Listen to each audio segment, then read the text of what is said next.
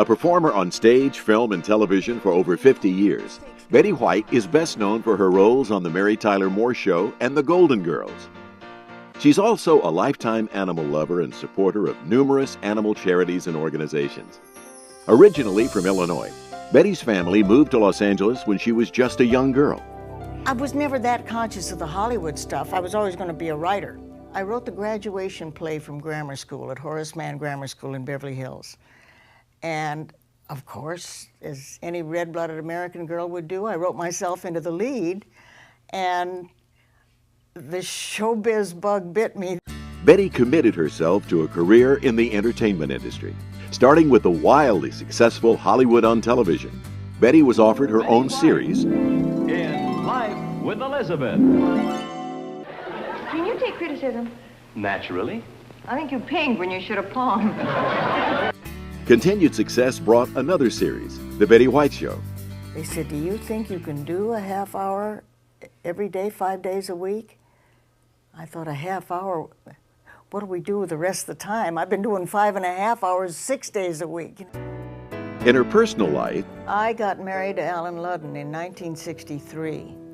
After a year's courtship, a year of me being silly enough to keep saying no. successful and happy in her marriage with Alan and continuing her activism with animals, Betty combined her love of animals and showbiz in The Pet Set. Continuing her already successful career, Betty was approached by producers of The Mary Tyler Moore Show, shot here on the CBS lot, to guest star in their 4th season.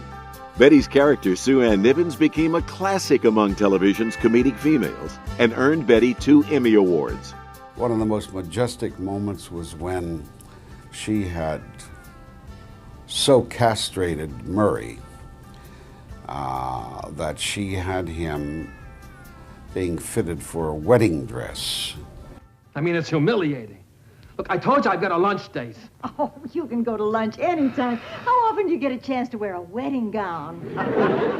And he finally, with a lot of our urging, realized what a fool, what a eunuch she was making out of him. Murray, don't use that tone on me. I mean, if you have something you wish to say to me, let's act like civilized people and simply sit down and discuss it. All right. I'm sorry, Sue Ann. Forgive me. You were absolutely right. Let's sit down.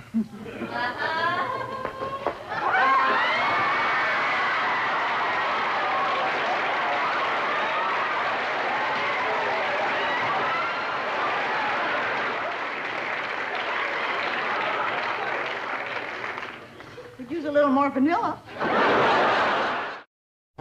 Though Betty enjoyed continued success in television, tragedy struck when her husband Alan was diagnosed with cancer. Sadly, in 1981, Alan passed away, and Betty lost the love of her life. Then, in 1985, Betty was offered a role on a series that would emerge as another lasting television success. Blanche, how do you tell a slut from a yearbook? Oh, how do you tell a slut from a yearbook? You don't have to buy a yearbook dinner.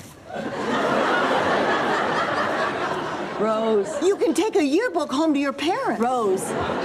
There's nothing wrong with having a yearbook on the coffee table. Rose, this isn't a riddle.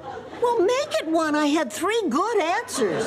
An instant success, all the women of the Golden Girls were nominated in their 1st season, and Betty won her 3rd Emmy that year. An Emmy nomination for The Practice in 2004 led Betty to securing another memorable role on Boston Legal. That's what I struggle with, I think. Better? Oh.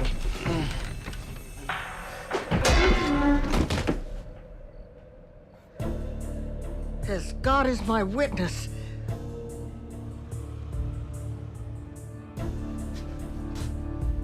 my only witness. Betty's success continues today with recent appearances on The Simpsons, Family Guy. Hi, I'm Betty White. I just got a subpoena regarding an erotic novel, and I'm looking for the son of a bitch responsible. And CBS series The Bold and the Beautiful.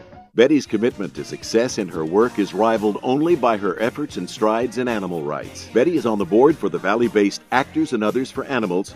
She also participates actively with the Morris Animal Foundation and the Los Angeles Zoo.